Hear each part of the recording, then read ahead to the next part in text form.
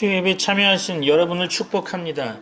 여러분에게 하나님의 은혜와 복이 충만하시길 소망합니다. 오늘 본문의 말씀은 시편 114편입니다. 본문의 말씀 제목은 출애굽 시대라 정했습니다. 본문의 말씀 시편 114편 1절로 8절 말씀을 다 같이 읽어보겠습니다. 이스라엘이 애굽에서 나오며 야곱의 집안이 언어가 다른 민족에게서 나올 때에 유다는 여호와의 성소가 되고 이스라엘은 그의 영토가 되었도다. 바다가 보고 도망하며 요단은 물러갔으니 산들은 순양들같이 뛰놀며 작은 산들은 어린 양들같이 뛰었도다. 바다야 네가 도망하면 어찌함이며 요단아 네가 물러가면 어찌함인가. 너희 산들아 수장들같이 뛰놀며 작은 산들아 어린 양들같이 뛰놀면 어찌함인가. 땅이여 너는 주 앞 곧 야곱의 하나님 앞에서 떨지어다. 그가 반석을 쳐서 물이 되게 하시며 차돌로 샘물이 되게 하셨도다. 오늘 본문의 말씀을 상고해 보기 전에 영적으로 성숙한 사람에 대하여 살펴보고자 합니다. 성숙이란 어느 한순간에 갑자기 이루어지는 것은 아니죠. 그것은 오랜 시간의 여행을 통해서 이루어지는 것입니다. 우리는 평생 동안 영적인 발전과 성숙을 사모하고 추구해야 하며 그것은 우리의 삶에 있어서 가장 중요한 목표가 되어야 할 것입니다. 성숙된 사람이라고 해서 이마에 어떤 표시를 하고 다니는 것은 아니겠죠. 그러므로 우리는 누가 어린아이로서 양육을 받아야 하며 또한 누가 성숙된 사람으로서 주님의 분부를 감당할 수 있는지 분별하는 데 어려움을 갖게 되는 거죠. 그러나 그럼에도 불구하고 어느 정도 성숙된 사람에게는 몇 가지의 특징이 나타나게 되어 있습니다. 첫째로 그들은 사람들의 마음에 몹시 민감합니다. 기질적으로 그렇게 민감한 사람도 있습니다. 그러나 반대로 어린아이들은 일방적이죠. 그래서 상대방의 마음이나 느낌에는 몹시 둔감하게 됩니다. 그러므로 어린아이들은 다른 사람의 마음을 모르기 때문에 상처를 잘 주는 거겠죠. 그들은 말하는 것을 좋아하지만 다른 사람들의 이야기를 듣는 것은 대체로 서투릅니다. 그들은 보통 눈치가 없으며 자기의 유익에만 민감하고 남을 배려할 줄 모르죠. 남의 가슴을 다 뒤집어 놓고 나는 뒤끝이 없어요. 저는 워낙 솔직한 성격이라서. 저는 직선적이라. 저는 남 듣기 좋은 말을 잘 못합니다. 라는 식의 말을 하는 분들이 많이 있는데 그런 분들이 이런 어린아이의 범주에 드는 사람들이 아닌가 생각해 봅니다. 어떤 사람은 나는 다른 것은 몰라도 사랑 쪽에는 소질이 없어요 라고 말하는 분들이 있는데 이것은 나는 주님과 상관이 없는 사람이며 신앙과도 관계가 없는 사람입니다 라고 말하는 것과 똑같은 거죠. 그러나 어느 정도 훈련과 환난을 통과하고 어느 정도 성장해서 영혼이 눈을 뜨게 된 사람들은 사람의 마음을 쉽게 느낍니다. 그는 특별히 상대방의 이야기를 듣지 않아도 상대방의 상태를 간파해내죠. 그는 사람들을 섬기고 돕기 원하지만 어느 때 말을 해야 하는지 아니면 묵묵히 기다리고 있어야 하는지 자연스럽게 느끼게 됩니다. 경험자는 10번을 토하고 전문가는 웃는다라는 말도 있지만 그는 쉽사리 남을 설득하려고 자기의 편으로 끌어당기기 위해서 애쓰지 않습니다. 그는 조용히 묵묵히 기다리지만 사람의 영을 분별하고 느끼며 그의 영혼을 편안하게 해주죠. 그러므로 왕왕 겉으로 보기에는 어느 정도 성장한 사람이 별로 지혜도 없이 단순한 사람으로 보이기도 하며 몹시 어린 사람의 열변과 예리함과 지혜가 몹시 멋지게 보이기도 합니다. 그러나 그 결과는 열매를 통해서 나타나게 되어 있죠. 모든 것이 자신이 넘치고 예리해 보이는 어린아이들의 말과 분석과 지혜는 왕왕 분쟁과 상처를 낳습니다. 그것은 일시적으로 사람의 속을 시원하게 해주는 면도 있지만 대부분 좋은 열매를 맺지 못한다는 거죠. 둘째로 그들은 성장해 갈수록 자신의 꿈과 야망에 대해서 자유로워집니다. 어떤 아집이나 욕망에 별로 사로잡혀 있지 않죠. 주님, 이것이 아니면 나를 죽여주십시오. 차라리 나를 데려가세요. 라고 하는 이런 식의 기도가 없어지게 됩니다. 그러한 자세는 믿음이 좋은 것이 아니고 어거지며 집착이라 생각됩니다. 그들은 주님의 인도와 역사하심에 매우 유동적이며 자유롭죠. 이것은 그들이 꿈을 잃어버린 무기력한 사람이 되었다는 의미는 아닙니다. 물론 그들에게도 과거에 꿈이 있었고 현재도 가지고 있지만 그러한 이들은 이제 그것을 주님의 손에 올려놓았고 거기에 대하여서 자유로운 상태라는 거죠. 그는 자기의 믿음의 분량에 대해서 압니다. 그러므로 그는 주님께서 무엇인가를 명령하면 바로 달려가지만 주님께서 더 나아가지 않으면 그는 계속 나아가지 않습니다. 타고난 본능은 여태까지 달려온 그대로 계속 달려가기를 원하지만 그는 조용히 주님을 기다리게 됩니다. 그는 점차로 희생과 포기가 쉬워지죠. 사람들이 그를 알아주지 않고 심지어 오해와 비난이 난무한다 해도 그에게는 그러한 것들이 대수로운 일이 아니게 됩니다. 물론 그가 그 경지에 이르기까지 많은 눈물과 연단이 있었겠죠. 셋째로 그는 점차로 편안한 사람이 됩니다. 사람들이 그의 옆에 있을 때 그들은 왠지 마음이 편해지는 것을 느끼곤 하죠. 사람들은 자기들이 뭔가를 잘못해도 또한 실수해도 이 사람이 그들을 그대로 받아줄 것 같은 편안함을 느끼게 되는 거죠. 어떤 투정을 해도 그냥 웃으며 받아줄 것 같은 관용의 정신을 느끼게 되는 거죠. 그 이유는 성숙된 사람일수록 하나님의 아버지 된 마음을 느끼기 때문일 것입니다. 하나님의 은혜를 구체적으로 알아가고 체험해 가기 때문이라는 거죠. 그는 아버지를 알아갈수록 자녀를 불쌍히 여기며 긍휼히 여기시는 그분의 마음을 느끼기 때문에 그는 자연스럽게 그렇게 아버지의 마음을 가진 사람이 되어가는 것입니다. 어떤 사람일수록 남의 결정을 잘 보게 되죠. 어린 사람일수록 마음이 어린 사람일수록 남의 결정을 잘 보게 되죠. 그리고 억울한 것을 잊지 못합니다. 불의를 보고 참지 못하죠. 자기 속에 똑같은 죄가 있으면서도 그들은 상대방을 비방하고 판단하고 미워하며 비난합니다. 그러나 영이 자라갈수록 사람들은 악에 대하여 용납하는 것이 아니라 그 악에 대하여 슬퍼하고 아파하며 자신이 그 악의 대가를 지불하기 원하면서도 그 악인은 불쌍히 여기고 관대하게 대해주는 것입니다. 넷째로 그는 점차로 주님을 사모하며 그분과 연합하게 됩니다.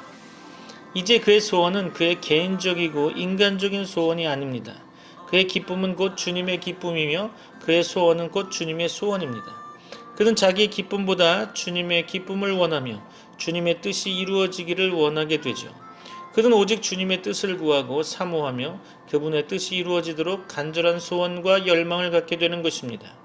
점차로 주님께서는 그에게 자신의 마음을 보여주시죠.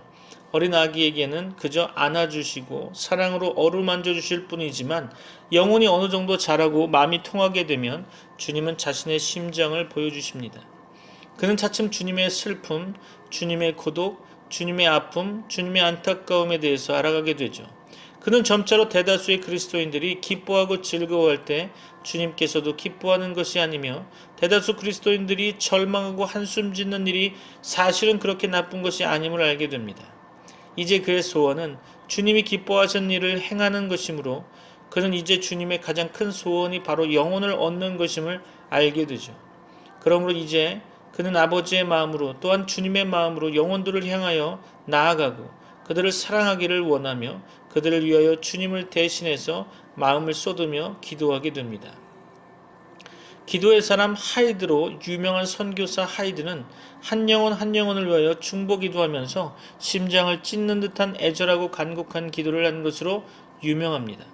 그는 주님께 주님 이 영혼을 주십시오. 그렇지 않으면 저는 죽을 것 같습니다. 라고 흐느끼듯이 기도하면서 마음과 온 영혼을 쏟아부었다고 합니다. 그의 기도를 들었던 사람은 누구나 전율과 눈물과 감격에 사로잡힐 수밖에 없었겠죠. 어떻게 그는 그렇게 목숨을 걸 정도로 절박하고 애절한 기도를 드릴 수가 있었을까요? 그것은 아마도 그가 주님의 영에 사로잡혀 있었기 때문이 아닐까요? 주님께서 그에게 아버지의 마음을 부어주시고 영혼을 사랑하는 영을 부어주셨기에 그는 그렇게 자신의 진액을 토해 놓는 기도를 할 수가 있었고 주님의 음성을 들을 수 있었던 거죠. 성숙된 영혼들은 얼마나 아름다운가요? 그러한 영혼들은 주님의 아름다우심과 사랑스러우심을 그대로 보여줍니다. 이 외에도 성숙된 영혼은 아름다운 특징이 아주 많이 있을 것입니다. 그것은 하나의 보화의 수많은 광채와 빛이 빛나는 것과 같은 거죠. 우리 중 누구도 아직 충분히 성숙되지 않았을 것입니다. 그러므로 우리는 더욱더 아름답고 따뜻한 영혼의 사람이 되기 위하여 계속 나아가야 할 것입니다. 이 영혼의 여정을 계속 항해해 나가야 하는 것이겠죠. 젊은 아가씨들은 자신들의 미모를 가꾸기 위해서 애를 쓰고 있죠. 또한 젊은 부인들은 자신들의 아름다움을 유지하고 몸매를 관리하기 위하여 무척 애쓰고 있죠. 가끔 이런 얘기를 들었어요. 화장은 20대 때 잘 받는다고 하죠. 그래서 20대의 화장을 화장이라고 하고요. 30대는 분장이라고 하고 40대는 변장, 50대는 위장, 60대는 포장, 70대는 환장이라고 합니다. 우스갯소리 한번 해봤죠. 여담입니다. 중요하지 않다는 거죠. 자, 나이가 50대나 60대가 되면 아무런 재미도 즐거움도 없을 것이라고 생각하곤 합니다. 그러나 결코 그렇지 않죠. 영혼이 성장됨으로 얻어지는 아름다움은 육체의 아름다움과 비교할 바가 아닙니다. 기껏해야 썩을 육체의 아름다움은 아주 잠시뿐이지만 영혼의 아름다움은 진정 찬란하고 황홀한 것이며 그 영광은 영원토록 변하지 않는 것입니다. 진정한 아름다움을 위하여, 진정한 성숙을 위하여 우리는 자라가야 할 것입니다. 자라갈수록 우리는 주님을 더 깊이 알게 되는 거죠. 그리고 평화로운 마음을 얻게 될 것입니다. 한마디로 아름다워지는 거죠. 따뜻한 사람이 되어가는 것입니다. 그리하여 영혼을 얻고 그들의 마음을 열어 그들을 사랑하고 치유하고 돕는 하나님의 사람이 되어가는 거죠. 사도 바울은 빌립보 교회 성도들에게 보내는 편지에서 이렇게 고백을 합니다. 빌립보서 1장 8절이죠. 내가 예수 그리스도의 심장으로 너희 무리를 어떻게 사모하는지 하나님이 내 증인이시라. 예수 그리스도의 심장, 얼마나 멋진 표현입니까? 바울은 주님의 마음을 가지고 있었다고 하는 거죠. 그는 주님의 마음으로, 아버지의 마음으로 그들을 바라보았다고 고백하고 있는 것입니다. 그러므로 그들이 너무나 사랑스러웠고 또 사랑스러웠던 거죠. 성숙될수록 주님의 마음을 가지게 됩니다. 주님의 심장을 소유하게 되는 거죠. 그리고 그 마음으로 우리는 영혼을 사랑하고 위로하고 도우며 거기에서 큰 기쁨을 얻게 되는 것입니다. 여러분도 성숙한 그리스도인으로 하나님의 은혜와 복을 누리는 하나님의 일꾼 되시길 소망합니다. 오늘도 원문 번역의 말씀을 읽어가면서 하나님의 말씀을 상고해 볼 것입니다. 1절로 2절입니다. 이스라엘이 이집트에서 나올 때에 야곱의 집안이 다른 언어를 쓰는 민족에게서 떠나올 때에 유다는 주님의 성소가 되고 이스라엘은 그의 영토가 되었다. 본 시편은 출애굽 시대에 대해 말하고 있는 것입니다. 야곱과 그의 자손들 66명은 가나안 땅의 기근으로 인하여 애굽의 고센 땅에 내려가 요셉의 보호와 배려 아래 거주한 지 430년이 마칠 때 애굽에서 나오게 되죠. 그들이 모세의 인도로 애굽에서 나올 때 유아 외에 20세 이상의 보행하는 남자들이 60만 명가량 되었음을 성경은 기록하고 있죠. 여자들과 아이들을 합하면 약 200만 명 정도는 넘었겠죠. 하나님께서는 이스라엘 백성을 하나님의 성소와 영토와 같이 특별한 소유로 삼으셨고 그들과 함께 하셨고 그들을 보호하셨고 인도하셨으며 그들의 필요를 공급하셨고 능력의 손으로 그들을 도우셨습니다. 또한 그들을 위로하셨죠. 3절로 7절 말씀 읽어봅니다. 바다는 그들을 보고 도망쳤고 요단강은 뒤로 물러났으며 산들은 순양처럼 뛰놀고 언덕들도 새끼양처럼 뛰놀았다. 바다야 너는 어찌하여 도망을 쳤느냐? 요단강아 너는 어찌하여 뒤로 물러났느냐? 산들아 너희는 어찌하여 순양처럼 뛰놀았으며 언덕들아 너희는 어찌하여 새끼양처럼 뛰놀았느냐? 온 땅아 네 주님 앞에서 떨어라. 야곱의 하나님 앞에서 떨어라. 아멘. 이스라엘 백성의 출애굽 때의 홍해는 그들의 행진에 처음 만난 큰 장애물이었죠. 애굽왕 바로와 그 신하들은 특별병거 600승과 모든 병거를 보내어 이스라엘 백성을 뒤쫓았죠. 바로의 병거들이 가까워 올 때 이스라엘 자손은 심히 두려워 하나님께 부르짖게 되죠. 그때 여호와께서는 모세에게 이스라엘 백성을 명하여 앞으로 나아가게 하시고 그 지팡이를 들고 손을 바다 위로 내밀어 그것으로 갈라지게 하셨습니다. 하나님의 사자가 옮겨 그 뒤로 행하며 구름 기둥도 앞에서 그 뒤로 옮겨졌습니다. 애굽 지는 구름과 흑암이 있고 이스라엘 지는 밤이 밝아 밤새도록 저편이 이편에 가까이 못하였습니다. 모세가 바다 위로 손을 내어 밀자 하나님께서 큰 동풍으로 밤새도록 바닷물을 물러나게 하셨고 물이 갈라져 바다가 마른 땅이 되었습니다. 그들은 바다 가운데 육지로 행하고 물은 그들의 좌우에 벽이 되었죠.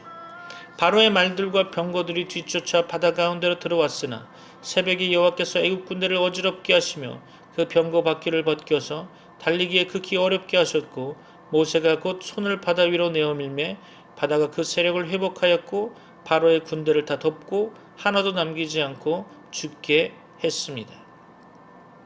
그러나 이스라엘 자손은 바다 가운데를 육지처럼 행하였죠. 하나님께서는 그의 능력으로 홍해라는 장애물을 이렇게 극복해 하셨습니다. 이스라엘 백성이 광야에서 40년간 하나님의 징벌을 받고 하나님의 은혜로 요단강 동쪽의 땅을 점령한 후 마지막으로 도착한 곳은 요단강이었습니다. 그들이 하나님께서 약속하신 가나안 땅을 정복하기 위해서는 그 강을 건너야 했죠. 그때 하나님께서는 제사장들이 언약궤를 메고 백성 앞에서 요단강 안으로 들어가게 하셨습니다. 언약궤를 맨 제사장들이 발이 요단강 물가에 잠기자 위에서부터 흘러내리던 물은 그쳐서 심히 먼 곳에서 일어나 쌓이고 흘러가는 물은 온전히 끊어졌고 온 이스라엘 백성은 마른 땅으로 행하여 요단을 건넜습니다. 이처럼 마지막 장애물도 하나님의 능력으로 극복되었던 거죠. 또 여호와께서 시내산에 강림하셨을 때 산들은 어린 양처럼 그 앞에서 크게 진동하며 떨었습니다. 우레와 번개와 빽빽한 구름이 산 위에 있었고 나팔 소리가 심히 컸고 시내산의 연기가 자욱하였고 여호와께서 불 가운데서 거기 강림하셨죠. 그 연기는 옹기점 연기같이 떠오르고 온 산은 크게 진동하였으며 나팔 소리가 점점 커질 때에 모세가 말한즉 하나님께서 음성으로 대답하셨습니다. 8절 봅니다. 주님은 반석을 웅덩이가 되게 하시며 바위에서 샘이 솟게 하신다. 아멘. 이스라엘 회중이 리비딤에서 마실 물이 없어 모세에게 불평할 때 여호와께서는 모세에게 지팡이를 잡고 오렙산 반석을 치게 하셨습니다. 그 반석에서 물이 나서 이스라엘 백성이 마셨죠. 또 그들이 가데스에서도 물이 없어 모세와 아론을 공박했을 때 여호와께서는 모세에게 지팡이를 가지고 백성의 목전에서 반석에게 명하여 물을 내라고 하셨으나 모세는 회중을 향해 노하여 그 지팡이로 반석을 2번 쳤습니다. 물이 많이 솟아나와 온 회중과 그들의 짐승이 다 마셨으나 모세는 하나님의 명대로 하지 않아 그 일이 죄가 되었고 그 일 때문에 그는 그립고 그리던 가나안 땅에 들어가지 못하게 되었죠. 말씀을 마무리하려고 합니다. 시편 114편의 말씀을 정리하면 첫째로 하나님께서는 이스라엘을 그의 성소와 영토, 즉 그의 특별한 소유로 삼으셨다는 것입니다. 예수 그리스도를 믿는 우리는 하나님의 자녀의 특권을 얻었고 하나님의 가족이 되었습니다. 우리는 하나님의 택하신 족속이며 왕같은 제사장들이며 거룩한 나라요 하나님의 소유된 백성이 되었습니다. 우리는 이 사실이 세상에서 가장 큰 복임을 알고 하나님께 감사해야 할 것입니다. 둘째로 하나님께서는 이스라엘 백성 앞에 놓인 홍해와 요단강이라는 장애물들을 극복해 하셨습니다. 그는 우리 앞에 놓인 장애물들도 제거해 주시고 능력으로 이기게 하십니다. 그는 우리가 감당치 못할 시험을 허락지 않으시고 시험당할 즈음에 또한 피할 길을 주십니다. 자기의 아들을 아끼지 않으시고 우리 모든 사람을 위해 내어주신 하나님께서는 그 아들 안에서 모든 것을 우리에게 은사로 주실 것입니다. 셋째로 하나님께서는 이스라엘 자손들에게 마실 물을 주셨습니다. 그는 반석에서 물이 나오게 하셨습니다. 그는 이스라엘 백성에게 율법과 규례들을 주셨고 광야에서 만나와 메추라기를 주셨고 반석에서 나오는 물을 주셨습니다. 그는 우리에게도 영의 양식인 성경 말씀과 육의 양식인 먹을 것과 입을 것을 공급해 주시고 거처할 것을 주실 것입니다. 하나님의 은혜와 복이 충만하시길 소망합니다. 다 같이 기도하겠습니다.